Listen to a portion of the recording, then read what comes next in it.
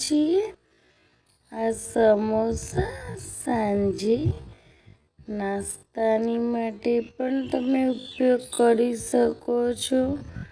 ડિનરમાં પણ ઉપયોગ કરી શકો છો અને કોઈ મહેમાન આવે તો એમને પણ સર્વ કરી શકો છો.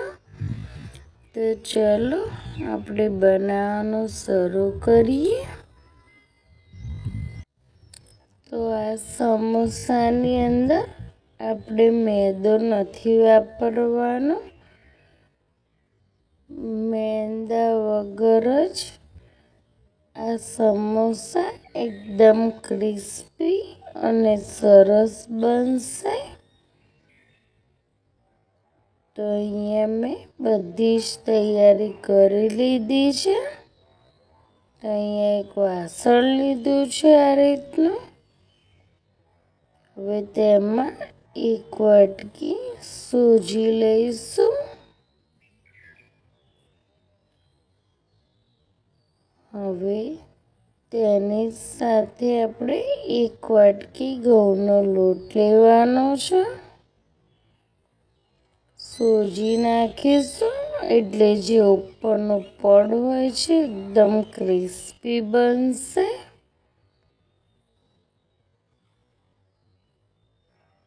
હવે આપણે તેની અંદર જીરું નાખીશું.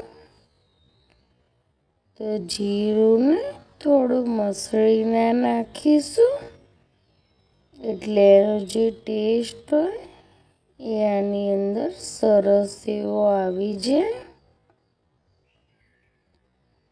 હવે આપણે સ્વાદ પ્રમાણે મીઠું નાખીશું.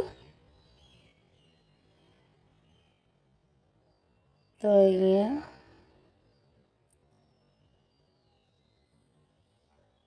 થોડું મીઠું નાખી દીધું છે મેં. સાથે જ હવે આપણે પડને ક્રિસ્પી કરવા માટે ઘીનો ઉપયોગ કર્યો છે મેં અહીંયા. તમે તેલ પણ લઈ શકો છો, પણ ઘીથી સરસ એવો ટેસ્ટ આવશે. તો અહીંયા હવે બધું સરસ રીતે મિક્સ કરી લેવાનું પહેલાં હાથથી.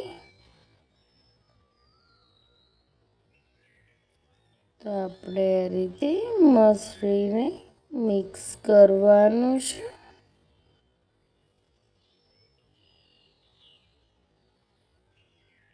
તો સમોસા ખાવામાં ખૂબ જ ટેસ્ટી લાગે છે અને લાંબો સમય સુધી મૂકી રાખશો તો પણ એવા ક્રિસ્પી જ રહે છે. તો તમે પહેલેથી તૈયારી કરીને પછી જ્યારે પણ તમારે ખાવો હોય તમે ત્યારે ફ્રાય કરી શકો છો. અને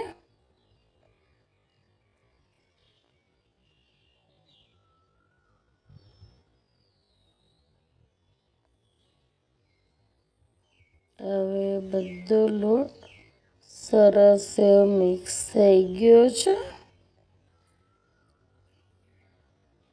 તો ઘી પણ આની અંદર સરસ એવું મિક્સ થઈ ગયું છે. તો હવે આપણે થોડું થોડું પાણી નાખીશું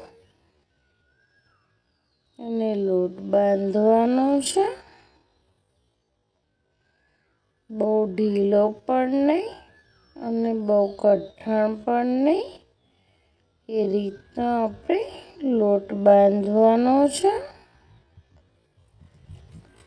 તો જેટલું જોઈએ એ પ્રમાણે થોડું થોડું જ પાણી નાખવાનું.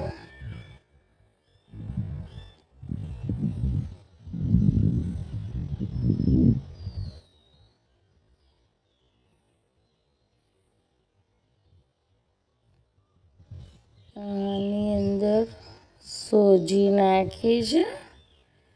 તો સોજી પાણી સરસ એવું પી જશે અને સોજી સરસ ફૂલશે. એટલે આપણે આ રીતે મસળવાનો લોટને, જેથી સોજીની અંદર પણ સરસ એવું પાણી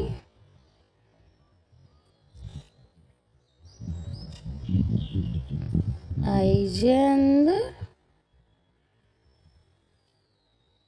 તો આ રીતે પાણી નાખતું જવાનું અને મસળતું જવાનું.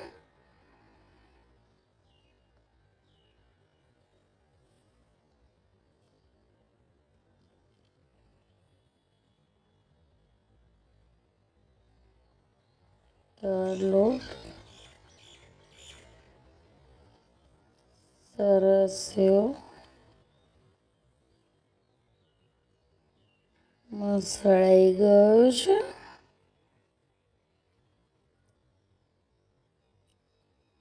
તો આપણે એને બધો આ રીતે પહેલા ભેગું કરી લઈશું.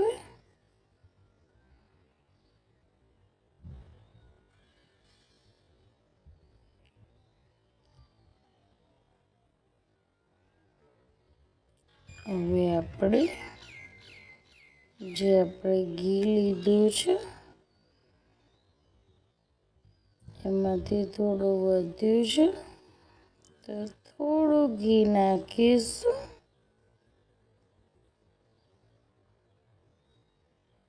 અને હવે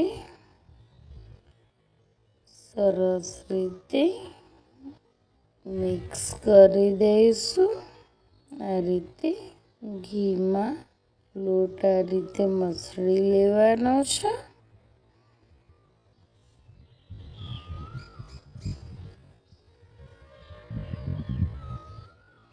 તો તમે જોઈ શકો છો સરસ એવો આપણો લોટ બંધાઈ ગયો છે.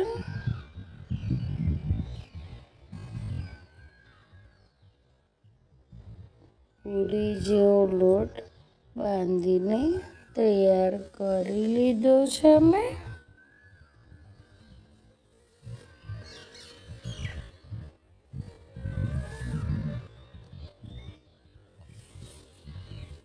તો આપણે ઢાંકીને અને સાઈડ પર મૂકી દઈશું. હવે આપણે મસાલો બનાવવાનો છે. તો તેના માટે મેં કઢાઈ લીધી છે.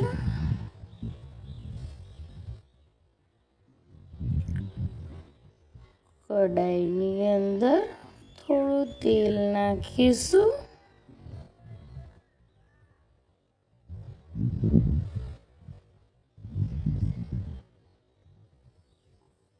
તેલ ગરમ થાય એટલે તેની અંદર મસાલા કરવાના છે. વધારે તેલને ગરમ નથી કરવાનું.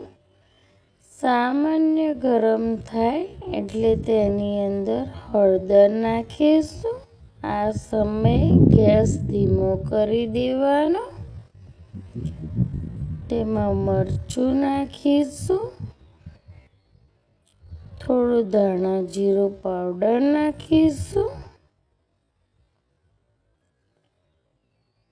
સાથે જ થોડી હિંગ નાખી છે મેં. હવે આપણે તેમાં થોડું પાણી નાખીશું, જેથી મસાલો બળી ના જાય. અને હવે આપણે ફટાફટ એને આ રીતે મિક્સ કરીશું. જો આ રીતે તમે મસાલો શેકીને મિક્સ કરશો તો એનો ટેસ્ટ ખૂબ જ સરસ આવે છે. પણ તેલને વધારે ગરમ નહીં થવા દેવાનું અને ગેસ ધીમો કરવાનો. આ સમય તો મસાલો 1 થી 2 મિનિટ માટે આ રીતે શેકવાનો છે. જો મસાલો બળી જશે તો ટેસ્ટ આખો બગડી જશે.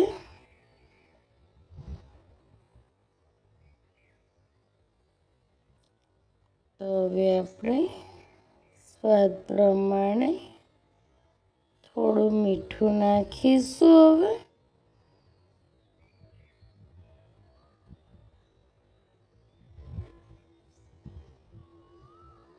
ખાંડ નાખવાની છે, થોડો લીંબુનો રસ નાખીશું એટલે ખટ મીઠો સરસ એવો ટેસ્ટ આવે. ઓપ્શનલ છે, જો કોઈ ખાંડ ના ખાતું હોય તે સ્કીપ કરી શકે છે. હવે બધું જ સરસ મિક્સ થઈ ગયું છે. તો હવે મેં અહીંયા બટાકા બાફીને એને સરસ એવા આ રીતે ખમણી લીધા છે. તો આપણે બટાકા આની અંદર નાખી દેવાના છે.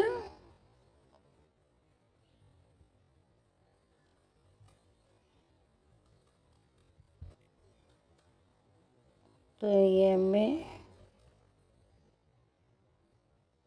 500 જેવા બટાકાનો માવો લીધો હતો.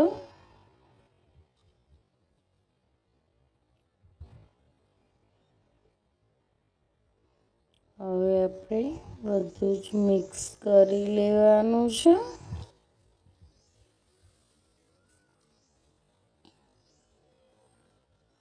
એકદમ સરસ એવું ઝીણું બટાકાને ચમચાથી ભાગી લેવાના છે. જ્યાં પણ મોટા દેખાય તો ચમચાથી અને સરસ એવા ભાગી લેવાના.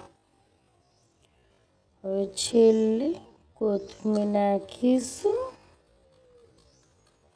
અને ફરીથી પાછું મિક્સ કરી લઈશું. તો આપણે જે સ્ટફિંગ માટે જે માવો છે એ તૈયાર થઈ ગયો છે. સરસ એવું ખટમીઠો માવો બનીને તૈયાર થઈ ગયો છે. તો આપણે એને ડીશમાં કાઢીને ઠંડો કરી લઈશું. હવે આ બાજુમાં લોટ પણ આપણો સરસ એવો તૈયાર થઈ ગયો છે. તો તમે જોઈ શકો છો. હવે આપણે એને એક વખત મિક્સ કરી લઈશું. આ રીતે ફરીથી મસળી લેવાનો છે અને હવે એમાંથી એક લોવું આ રીતે બનાવી લેવાનું છે.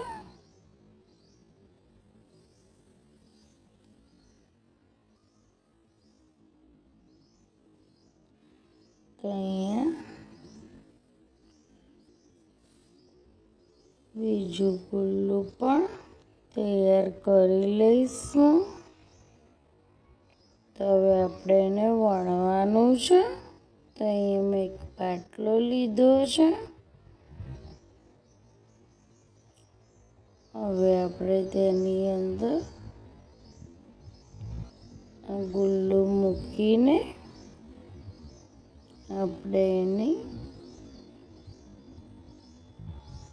રોટલી વણવાની છે. તો રોટલી એ રીતે વણવાની કે બહુ જાડી પણ નહીં અને એકદમ પતલી પણ નહીં, મીડિયમ થીક એને રાખવાની હોય છે.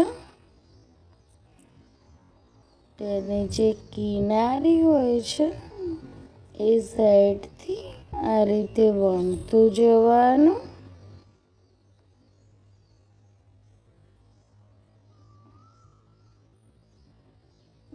છે જેટલી પણ મોટી થાય એ પ્રમાણે આપણે એને વણી લઈશું.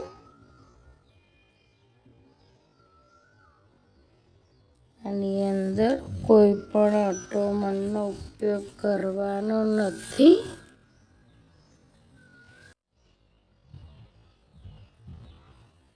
અહીંયા રોટલી સરસ એવી વણાઈ ગઈ છે.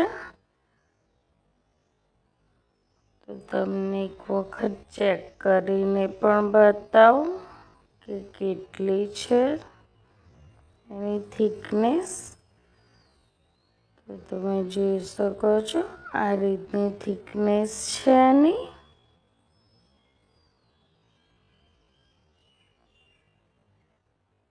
હવે અહીંયા એક સરખા ચોકલેટના સમોસા બનાવવા માટે મેં અહીંયા ગ્લાસ લીધો છે. તમે કોઈ પણ વસ્તુનો ઉપયોગ કરી શકો છો.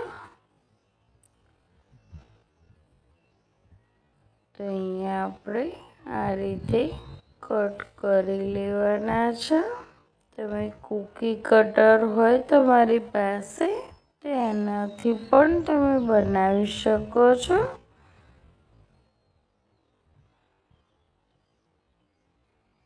હવે આપણે વધારાનો જે પાર્ટ છે એ હટાવી લેવાનો છે.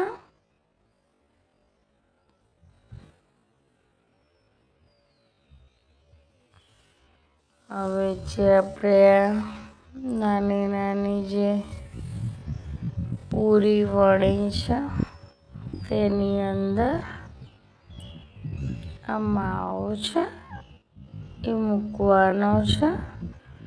તો જો તમે ચમચીથી પણ મૂકી શકો છો, પણ આની અંદર વધારે ઓછું થઈ જતું હોય છે. એટલે તમે હાથમાં થોડો માવો લઈને નાના નાના બોલ્સ વાળીને આની અંદર મૂકશો તો એકદમ સરળતાથી બની જશે.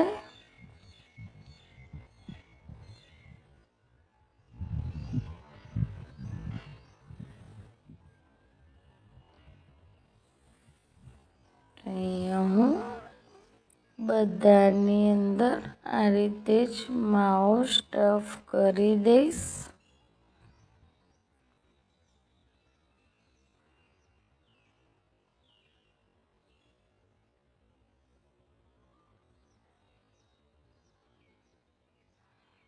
આ રીતે રોલ કરીને આની અંદર સ્ટફિંગ મૂકી દેવાનું.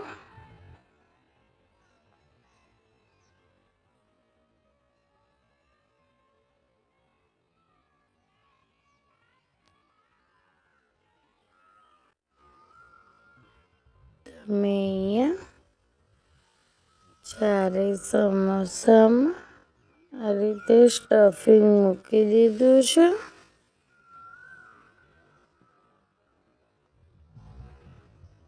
હવે આપણે સાદું પાણી લીધું છે મેં અહીંયા, અને બ્રશથી એની જે કિનારી છે તેના પર પાણી લગાવી લેવાનું છે. કેમ કે હવે આપણે એને સમોસાનો શેપ આપવાનો છે,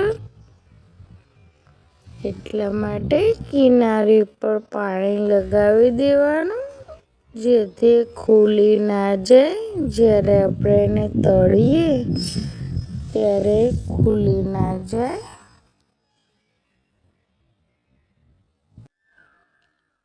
તમારી પાસે બ્રશ ના હોય તો તમે આંગળીથી પણ પાણી લગાવી શકો છો.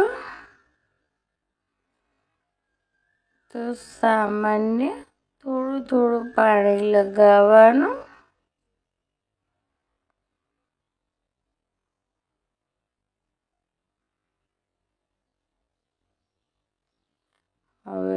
આપણે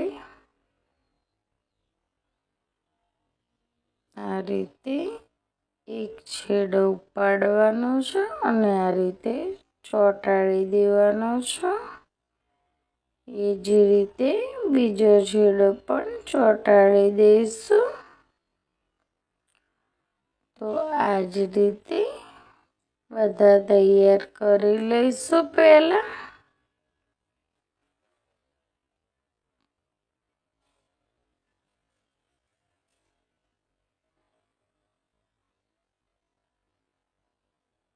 આ રીતે શેપ આપવાનો.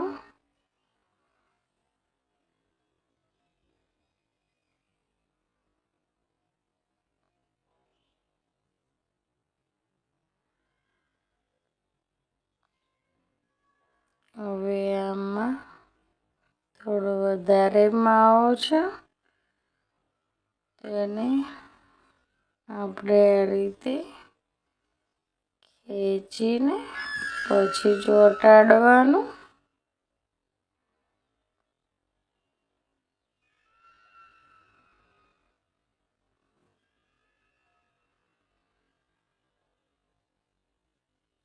તો અહીંયા હવે આપણે એનો શેપ આપીશું.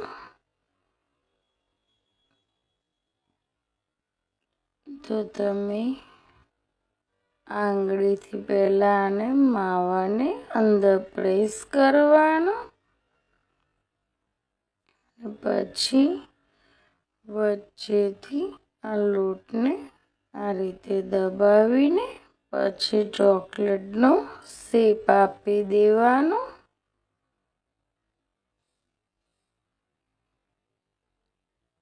આ રીતે શેપ આપવાનો છે ચોકલેટનો.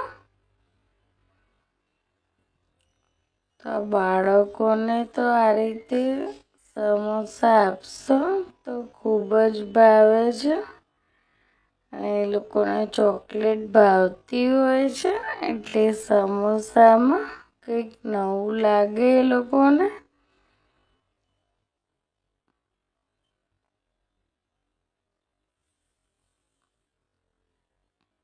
તો તમે જોઈ શકો છો સરસ એવો ચોકલેટનો શેપ બની ગયો છે. તે જ રીતે આપણે બધા સમોસાને તૈયાર કરવાના છે.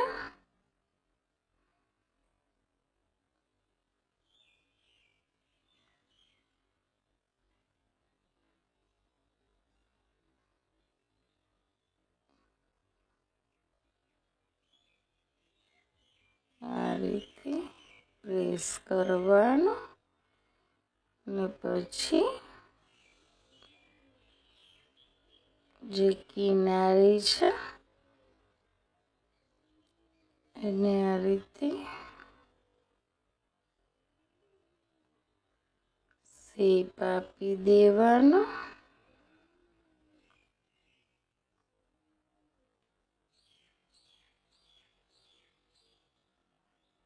જો સરસ એવી ચોકલેટ બની ગઈ.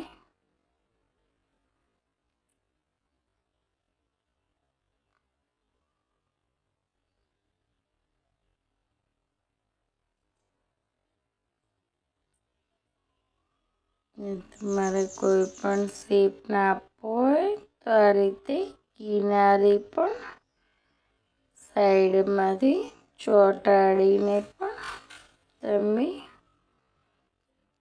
ફ્રાય કરી શકો છો.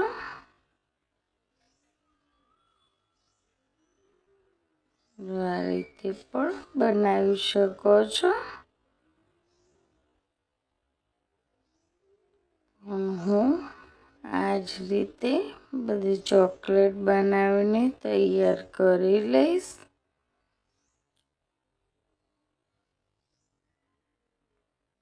જો સરસ એવો ચોકલેટનો શેપ દેખાઈ રહ્યો છે.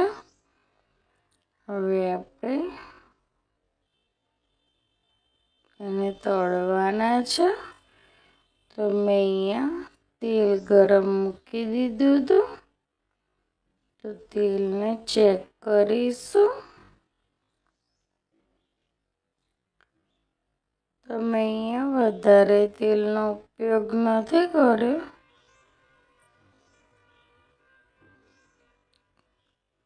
થોડું ચોકલેટ તળાઈ શકે એ પ્રમાણે તેલનો ઉપયોગ કર્યો છે મેં.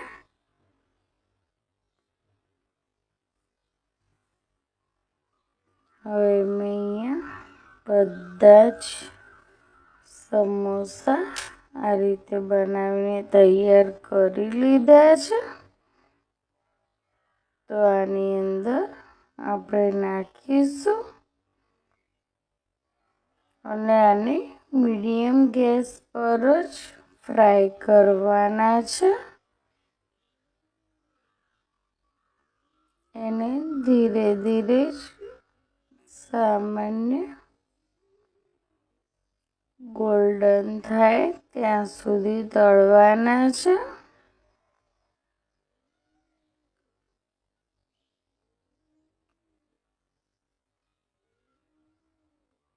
જો ધીમા ગેસ પર તળશો તો સમોસા એકદમ ક્રિસ્પી અને સરસ બનશે, નહીં તો અંદરથી કાચા રહી જશે. એટલે ધીમા ગેસ પર સરસ એવા સમોસાને ફ્રાય કરવાના છે. તો થોડી વાર આ રીતે સમોસા નાખ્યા પછી એને તરત જ નહીં અડવાનું. થોડી વાર થાય પછી એને ઝારાથી આ રીતે તેલને ઉપર નાખવાનું સમોસાની ઉપર, જેથી જે ઉપરનું પડ છે એ પણ સરસ એવું ક્રિસ્પી થાય.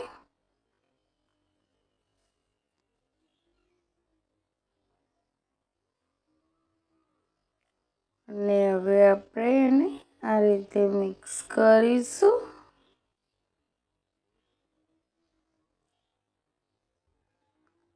ગોલ્ડન થાય ત્યાં સુધી એને આપણે ફ્રાય કરવાના છે.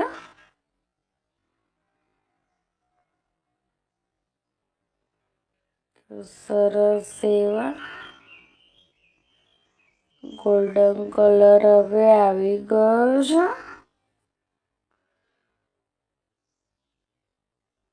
તો ચોકલેટ સમોસા તળાઈ ગયા છે. હવે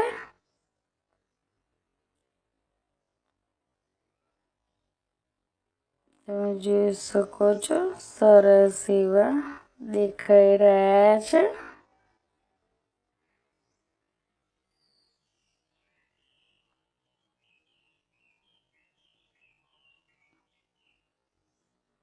તો હજુ થોડી વાર એને થવા દઈશું.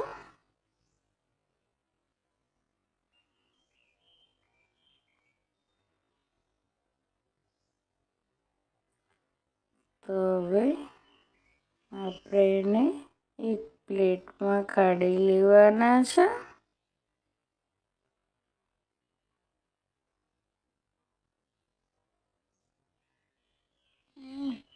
તો અહીંયા મેં સમોસાને ફ્રાય કરીને એક પ્લેટમાં કાઢી લીધા છે.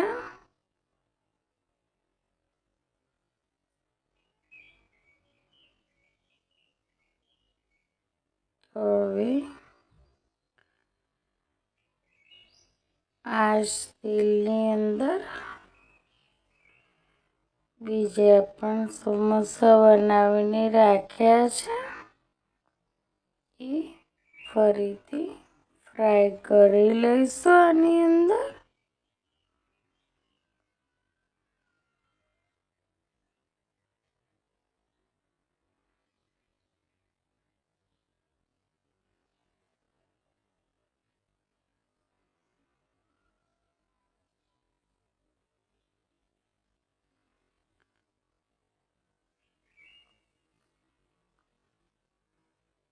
આ જ માપમાં ઘણા બધા સમોસા બનીને તૈયાર થઈ જતા હોય છે અને મિની સમોસા દેખાય છે પણ ખૂબ સરસ અને ખાવામાં પણ ખૂબ જ ટેસ્ટી છે.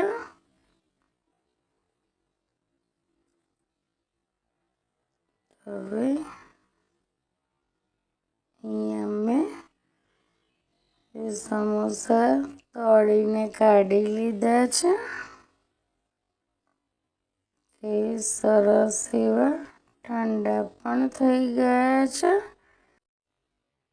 તમે જોઈ શકો છો તળાયા પછી પણ એ શેપ એનો બરકરાર છે. સરસ એવા દેખાઈ રહ્યા છે.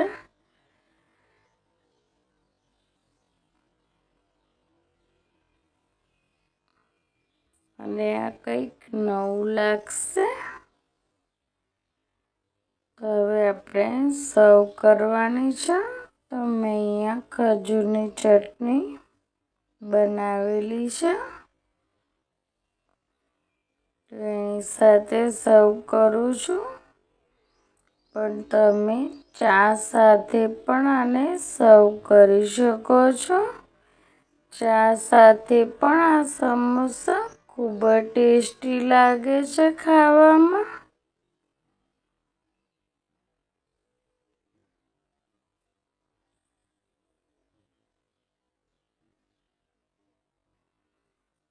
તો અહીંયા સર્વિંગ પ્લેટમાં ચોકલેટ સમોસા સર્વ કરી લીધા છે.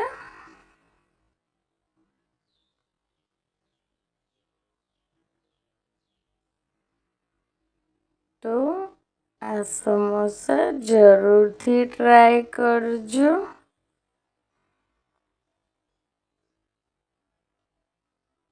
એને હું એક તોડીને પણ તમને બતાવીશ.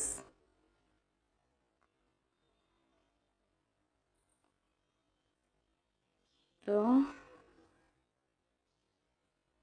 ઉપરથી સરસ એવું ક્રિસ્પી બન્યું છે.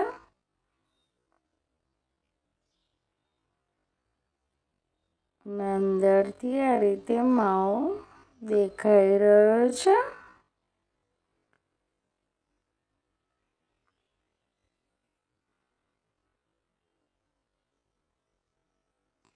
અને ખજૂરની ચટણી સાથે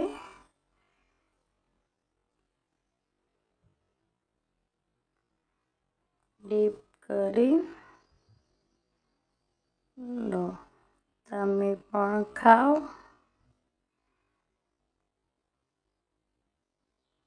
અને મારી રેસીપી ગમે તો લાઈક કરો, શેર કરો અને સબસ્ક્રાઈબ કરો મારી ચેનલને.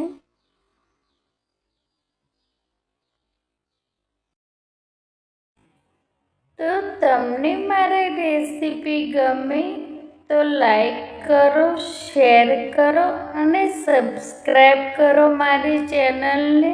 Thank you.